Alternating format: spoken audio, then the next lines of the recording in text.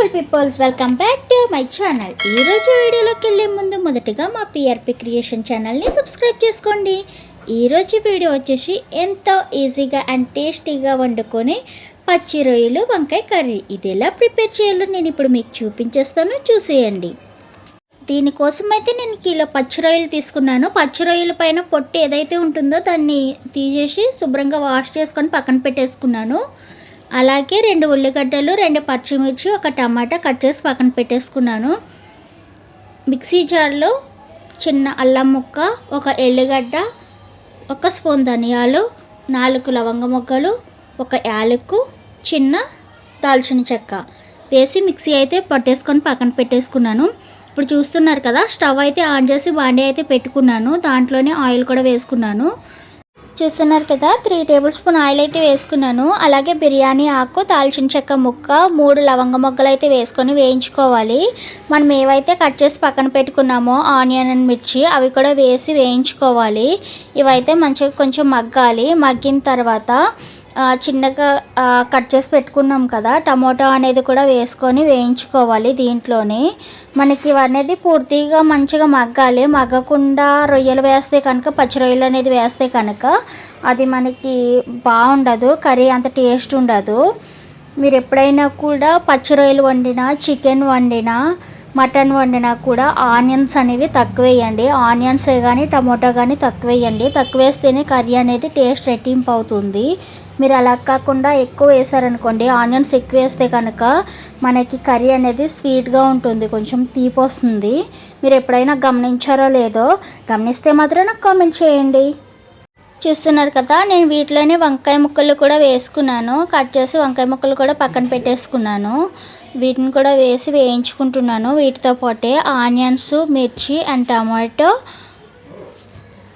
వంకాయ ముక్కలు వేసుకొని మంచిగా మగ్గనిచ్చుకున్న తర్వాతనే రొయ్యలు అనేది వేయాలి. చూస్తున్నారు కదా, నాకు అవైతే మగ్గిపోయినాయి. ఇప్పుడైతే పచ్చి రొయ్యలు అనేది వేసేసుకుంటున్నాను. పచ్చి రొయ్యలు 1కి 2 సార్లు అయితే వాష్ చేసుకోండి. ఎందుకంటే దాంట్లో ఇట్లా రొయ్యలకి మీసాలు అవి ఉంటాయి కదా, అవి కూడా బై మిస్టేక్ అట్లా వచ్చేస్తాయి. అందుకని చెప్పేసి నీట్గా అయితే వాష్ చేసుకోండి. ఇంకా చాలామంది అంటారు రొయ్యల్లో నరం తీయాలి, నరం తీయకపోతే ఏదేదో అని చెప్పేసి. అట్లేముండదు, నేను ఎప్పుడు అట్లనే వండేస్తాను. పెద్ద రొయ్యలకైతే నరం తీయాలి, కానీ చిన్న రొయ్యలకి ఏం కాదు. చిన్న రొయ్యలకి తీయలేము కూడా, చాలా కష్టమవుతుంది తీయాలన్నా కూడా. పెద్ద రొయ్యలు అయితే కనుక తీసుకోవాలి. ఎందుకు తీసుకోవాలి అంటే కనుక ఆ నరం కొంచెం ఇసుక కింద ఉంటుంది, అందుకని చెప్పేసి తీస్తారు. అదర్వైజ్ అది తింటే ఏదో అయిపోతుంది అన్నది ఏదీ లేదు.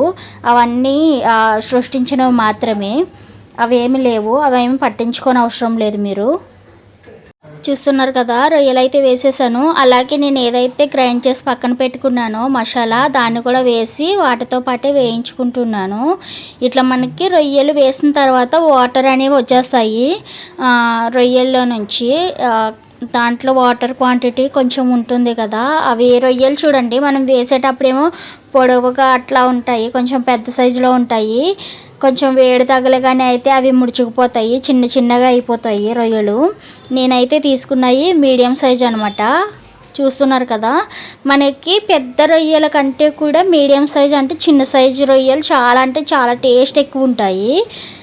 మీరు ట్రై చేస్తారా లేదా కామెంట్లో చెప్పేసేయండి. చూస్తున్నారు కదా, నేనైతే ఇట్లా వేయించుకుంటున్నాను. ఇట్లా వాటర్ అనేవి ఎక్కువ వస్తాయన్నమాట. అందుకే నేనైతే మూత కూడా క్లోజ్ చేశాను. ఒక 10 మినిట్స్ అయితే ఉడికించాను. అలానే చూస్తున్నారు కదా, ఇంకా వాటర్ అయితే ఇంకా ఉన్నాయి. మనం కర్రీలో కూడా వాటర్ అయిన అవసరం లేదు, ఎందుకంటే రొయ్యల నుంచి వాటర్ అనేవి వచ్చేస్తాయి. మనం ఇప్పుడు చికెన్ వండేటప్పుడు కూడా చాలామంది గమనించారో లేదో, చికెన్లో నుంచి కూడా వాటర్ వస్తాయి. ఎంత మనం గట్టిగా వాటర్ని పిండేసినా కూడా వాటర్ అనేవి వస్తాయి. చూస్తున్నారు కదా, నేను దీంట్లో అయితే ఉప్పు కారం అనేది యాడ్ చేసుకుంటున్నాను. సరిపడా ఉప్పు కారం అయితే యాడ్ చేసుకుంటున్నాను. కొంతమంది కారం తక్కువ తింటారు, కొంతమంది కారం ఎక్కువ తింటారు, కొంతమంది సరిపడా తింటారు. మేమైతే కొంచెం కారం ఎక్కువే తింటాము. చూసారా కారం వేసిన తర్వాత ఎంత కలర్ఫుల్గా కనిపిస్తుందో కర్రీ అనేది. కొంతమంది కారం అస్సలు తినరు. అంటే చాలామంది ఇప్పుడు ఎట్లా అంటే చాలామంది కారం అస్సలు తినట్లేదు. కారం ప్లేస్లో మిరియాల పొడి అవి వేసుకుంటున్నారు. అట్లా కూడా ట్రై చేయొచ్చు, చాలా బాగుంటుంది, అట్లా కూడా బాగుంటుంది. కానీ మనకు కారం అలవాటు కదా. ఇక్కడ మన ఇండియన్స్ ఏంటంటే కారం ఎక్కువ తింటారు. కారం లేకుండా కర్రీస్ అనేవి వండుకోరు అనమాట. ఇప్పుడు నేనైతే కొంచెం టేస్ట్ చేస్తే నాకు కొంచెం ఉప్పు తక్కువ అనిపించింది, అందుకే ఉప్పు కూడా యాడ్ చేశాను. ఒకసారి అయితే కలిపేసుకొని మూత పెట్టేసుకుంటే సరిపోతుంది. చూసారు కదా, నేనైతే దీంట్లో వాటర్ అనేది అస్సలు యాడ్ చేయలేదు. దాంట్లో నుంచి వచ్చిన వాటర్ తోటి అయితే మనకి కర్రీ అనేది ఉడికిపోతుంది. నేనైతే మూత క్లోజ్ చేసుకొని మళ్ళీ ఒక 10 to 15 minutes అయితే ఉడికించుకున్నాను. మధ్యలో అయితే చూస్తున్నాను, ఎందుకంటే మాడిపోతుంది అని చెప్పేసి, కొంచెం అడిగంటుకుపోతుంది కదా, అందుకని చెప్పేసి నేనైతే మధ్యలో అయితే తీసి కలుపుకుంటూ ఉన్నాను. మీరు కూడా మధ్యలో అయితే తీసి కలుపుకోండి ఇట్లా కర్రీ వండేటప్పుడు, అది ఏ కర్రీ అయినా సరే.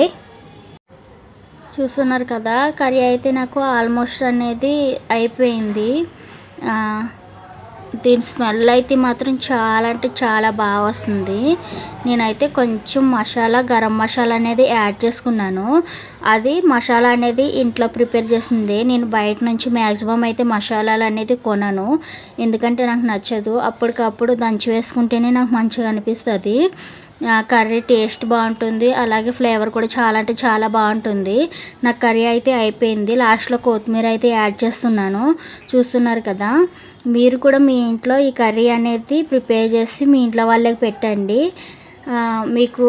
మీకు నచ్చుతుంది, మీ ఇంట్లో వాళ్ళకి నచ్చుతుంది. ఒక్కసారి ట్రై చేసి చూడండి, ఎలా వచ్చిందో నాకు కామెంట్ రూపంలో అయితే తెలియచేయండి. ఈ రోజుల్లో బర్డ్ ఫ్లూ వచ్చిందని చెప్పేసి చికెన్ చాలామంది తినడం మానేశారు.